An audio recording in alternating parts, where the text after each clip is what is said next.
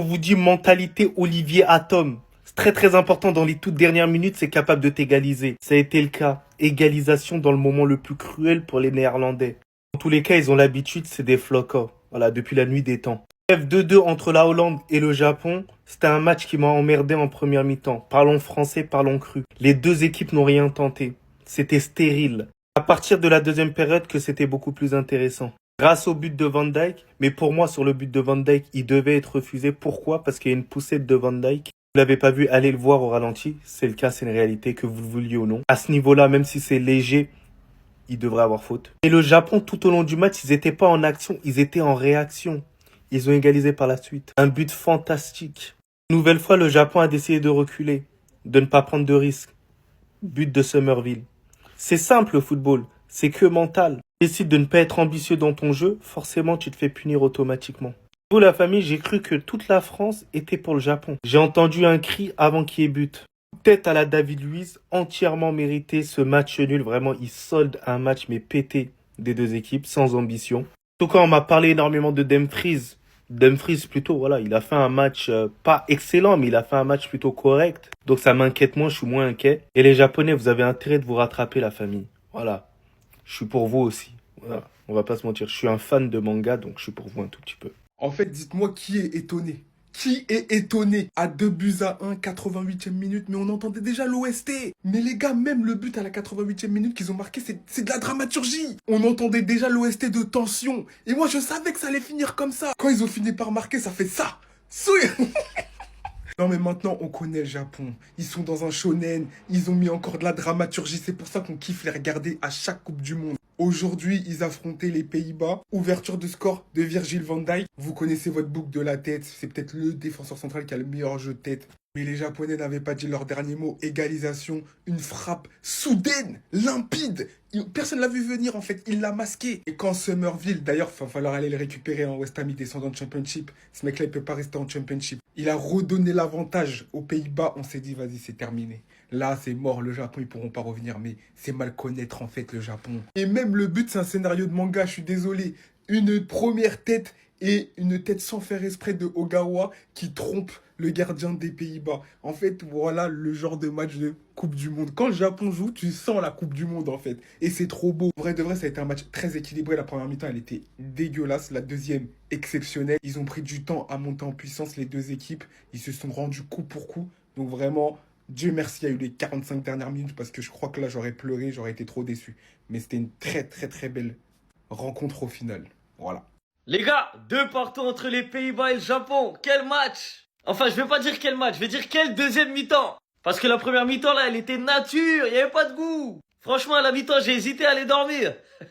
C'était très pauvre en première mi-temps, mais je sais pas ce qu'ils se sont dit dans les vestiaires, mais la deuxième mi-temps était bien meilleure. D'ailleurs, les 4 buts de ce soir, c'était en deuxième mi-temps. Van Dijk qui ouvre le score pour les Pays-Bas. Nakamura qui égalise pour le Japon d'un superbe but. Somerville qui met le 2-1, lui aussi un très beau but. Et contre toute attente, le Japon qui égalise de la tête sur corner. Les gars, les gabarits japonais, ils sont tout petits par rapport aux Néerlandais. Et malgré ça, ils ont réussi à mettre un but de la tête. D'ailleurs, je crois le joueur qui marque de la tête, il devait être pris par Van Dijk. Donc là, le plus dur, c'était pas Van Dijk. Et franchement, le Japon, les gars, c'est organisé. Hein. Bon, ils allaient perdre. Hein. Mais vous connaissez comment ils sont disciplinés, comment ils sont organisés. Ça court partout du début à la fin. C'est vraiment pas facile de les battre. Même à 2-1, ils ont continué d'y croire, les Japonais, et ils ont égalisé. Franchement, les Pays-Bas, je suis tiraillé. Hein. Sur le papier, il y a des bons joueurs au milieu de terrain, tout ça. Mais j'ai l'impression que ça manque de folie. Ça manque de folie, de vitesse. Ça joue un peu trop lentement, ça observe trop. Il y a le petit Somerville qui ramène un peu de folie, mais je trouve que ça suffit pas. Donc les Pays-Bas, là, je suis pas trop convaincu ce soir. Même s'ils ont failli gagner au final. Mais à voir, je demande à voir. J'attends confirmation. Arrêtez de défendre! Arrêtez de défendre! Vous avez vu ce que ça donne quand vous jouez au football? Quelle première mi-temps de merde! Mais alors la deuxième mi-temps? Quel délice, quel plaisir. 0-0 en première, 4 tirs à 3, seuls 2 tirs cadrés pour les Pays-Bas. Alors que la deuxième mi-temps, 4 tirs cadrés à 3, 6 tirs à 7. C'est ce spectacle qu'on attendait. Et comment vous dire que je peux pas rester insensible à cette sélection japonaise? Normalement, si vous aimez le football, ils sont pleins de valeurs, de respect, d'émotion. mais surtout de qualité technique, et ça on n'en parle pas assez. Parce que tout le monde va vous parler du projet Blue Lock, du projet Blue Lock. Tout d'abord, Gravenberch pour la tête de Van Dijk, ouverture du score. Et le Japon il se laisse pas faire. Égalisation, dans la foulée. Derrière Somerville, je vous en parle depuis un petit moment déjà. Je m'appelle pas Ben Baker si lui reste à West Ham cet été. Il vient tout seul marquer son but, comme un grand. Mais lui là, c'était le héros du match. Les Pays-Bas ils avaient gagné, il avait fait un doublé de passe D. Quelle entrée en lice. Mais non, 88e, le Japon, c'est pas fini sur corner. Devant Van Dijk, devant Van de Ven, devant tous les géants. Il vient mettre sa tête. Égalisation. Et quand le Japon, ça joue au foot, ça joue au foot. Je vais pas vous mentir, j'avais la haine en première. Mais en fin de compte, c'est ça la beauté de la Coupe du Monde. Tu peux t'endormir et te réveiller dans le même match. Et au passage, déco, moi j'ai fait mon choix. 20 mètres de haut, gaucher, ultra rapide. Physiquement, c'est un rock. Il peut jouer latéral gauche et défenseur central à gauche. Va nous le chercher, s'il te plaît. Va le libérer de Tottenham, s'il te plaît. Voilà. C'est tout pour moi, c'était Ben Baker. Ce match ce soir, il te résume à quel point, dans le football, tout peut aller très vite. Une première période catastrophique, où il s'est rien passé, à part la grosse occasion de Malen en début de match. Ensuite, c'est limite si tu t'endormais devant l'écran. Et en deuxième mi-temps, ça y est. Place au spectacle, des équipes joueuses, ça attaque beaucoup plus et on se retrouve avec 4 buts sur une mi-temps pour terminer à 2 buts partout. Avec du suspense, avec des buts sur plusieurs phases, des coups de pied arrêtés, des joueurs qui marquent des super buts comme le but de Nakamura, le but de Somerville.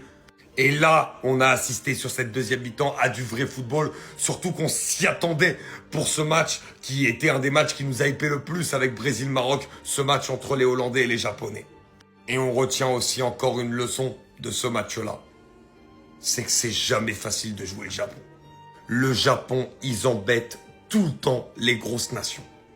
Faudrait même regarder, mais le nombre de fois où les grosses nations ont battu le Japon, je crois qu'il y en a très très peu sur les dernières Coupes du Monde. Et honnêtement, cette équipe, tu peux que l'aimer.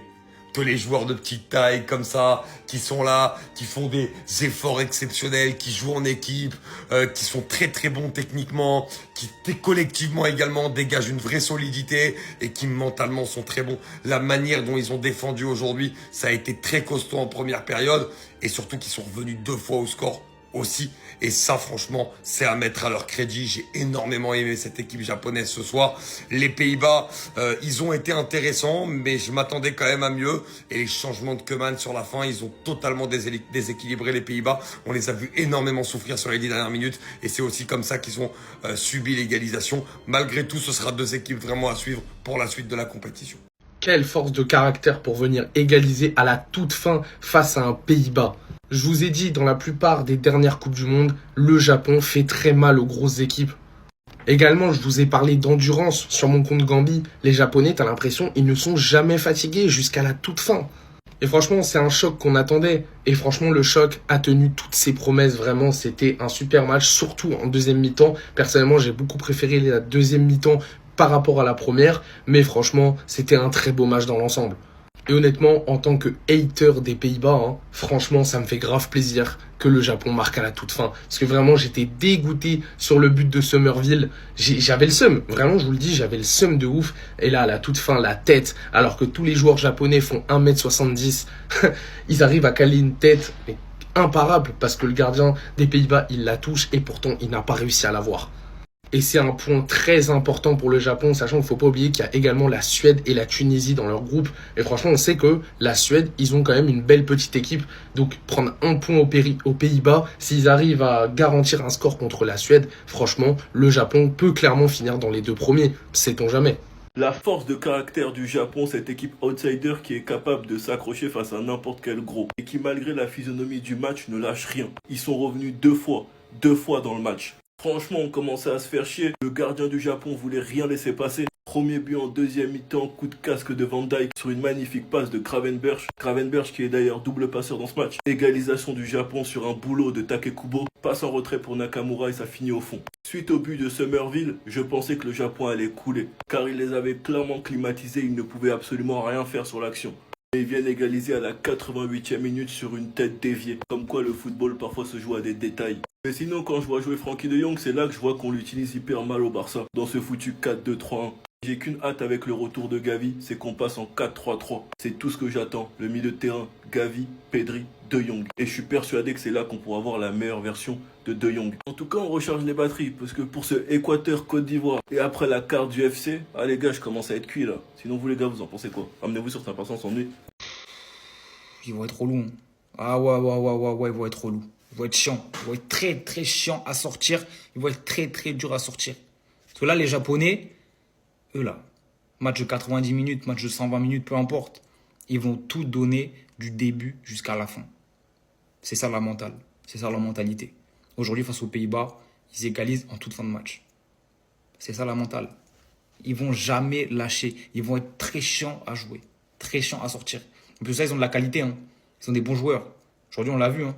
Kubo, Nakamura. Plus, Nakamura, les gars, Ligue 2. Hein. Ça vient de chez nous. Il y a de la qualité. Hein. Et encore, il y a d'autres joueurs. Voilà, ils sont un petit peu passés à côté de leur match. Mais à la base, c'est des bons joueurs. Et tu sens que cette équipe, il y a un truc quand même. Déjà, il y a un flow. Ils dégagent un aura. Ils ont un aura. Ça se ressent, tu vois, même les supporters et tout. Il y a vraiment un truc. Et je sais pas, cette équipe, force à ceux qui vont les jouer. Force, parce qu'ils sont pas faciles. Donc là, actuellement, je précise bien actuellement, Summerville, c'est un joueur qui la saison prochaine va jouer en D2. Il va jouer en Championship. C'est pour ça que je dis bien actuellement, parce que je pense que cet été, ça va bouger. En tout cas, j'espère que ça va bouger pour lui, qu'il y a des clubs qui vont se positionner. Parce qu'un joueur comme Summerville, ça y est, hein, Championship, je sais pas quoi, là, les West Ham. Hein. Merci West Ham pour le transfert, merci pour la première ligue, etc. Merci pour tout. Mais allez, fais tes valises. Voilà, là, tu es à la Coupe du Monde. Montre ce que tu sais faire. Marque des buts, fais des choses. Voilà. Tu reviens en Angleterre, tu fais tes valises. Tu restes une petite semaine si tu veux. Tu dis au revoir à tout le monde et tu pars. Parce que la D2, la Championship, là, stop ça. Stop ça. On veut te voir en haut. Nous. Parce que tu as un potentiel, tu as vraiment des bails à faire. Donc vraiment, exploite tout ton potentiel. Continue à faire les bails et trouve-toi un club là, directement. Parce que la D2, on oublie. Le Blue Lock existe maintenant, ça y est, viens pas me dire le contraire, je sais pas quoi. Parce qu'aujourd'hui, après une première mi-temps où ça se jaugeait sans vraiment d'intensité, j'ai pu voir les gars Virgil van Dijk qui est arrivé et comme un patron les gars, il a mis une tête d'une précision chirurgicale. Il a su jouer du vice, il a mis une magnifique tête, il met son pays sur les bons rails, premier but de Coupe du Monde pour le Pays-Bas. Sauf que 5 minutes plus tard, réaction des Japonais les gars, Keito Nakamura sur son côté gauche, il rentre dans l'axe, il va frapper, il fait mine d'enrouler, il ferme son pied au dernier moment. Tout le monde est pris, but. Là, tu te dis, ok, pas mal, le match, il est lancé, c'est intéressant, tout ça. Summerville, il rentre en jeu, les gars, ça y est, il décide que c'est son moment. Il vient, il inscrit son premier but de l'histoire avec les Pays-Bas, les gars, regardez le but qu'il a mis. En haut, le cercle rouge, c'est lui. Une enroulée, pareil, les gars, poteau rentre en petit filet, chirurgical. Du coup, les Pays-Bas, ils sont dans les meilleures conditions, les gars. Ils se dirigent vraiment vers un match, une fin de match un peu tranquille. Ils se disent, ça y est. Mais tout ça, les gars, c'était sans compter sur Daichi Kamada, les gars. Daichi Kamada, il a sauté par-dessus Van Dijk. Regardez là-haut. Lui, il est là, Van Dijk est là. Il a sauté par-dessus Van Dijk, il a mis une tête, il a marqué. Et je vous le dis sincèrement, c'est mérité. Les deux équipes ont bien joué, le match nul est mérité. Les deux équipes, ils ont eu leurs points forts, leurs points faibles, leurs moments forts, leurs moments moins forts, et ils ont réussi à en tirer parti. 2-2, c'est le bon score. Eh les gars, pour tous ceux qui ont regardé le match, fallait du cardio. Ceux qui n'ont pas regardé, vous allez me comprendre. Pour moi, purement et simplement, le Japon vient de réaliser un exploit dans cette Coupe du Monde. Pour son premier match, face aux Néerlandais. 2-2, 88e minute pour venir redonner espoir. Et rester dans la course pour cette Coupe du Monde. Tout en sachant qu'ils ont peut-être affronté, en tout cas c'est mon avis, l'équipe la plus forte de leur groupe. Mais les gars, ça c'est la deuxième période. Parce que la première... Attendez, je vais vous donner juste une seule statistique. Regardez le nombre de grosses occasions. 0.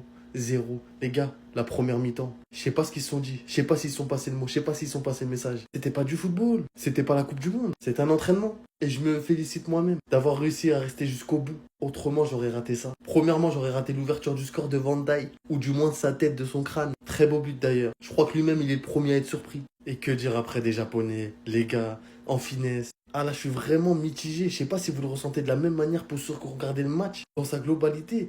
Mais les gars, la deuxième période, elle est belle. Des deux côtés, mais encore plus pour cette équipe du Japon. À la fin de cette façon-là, franchement, c'est beau.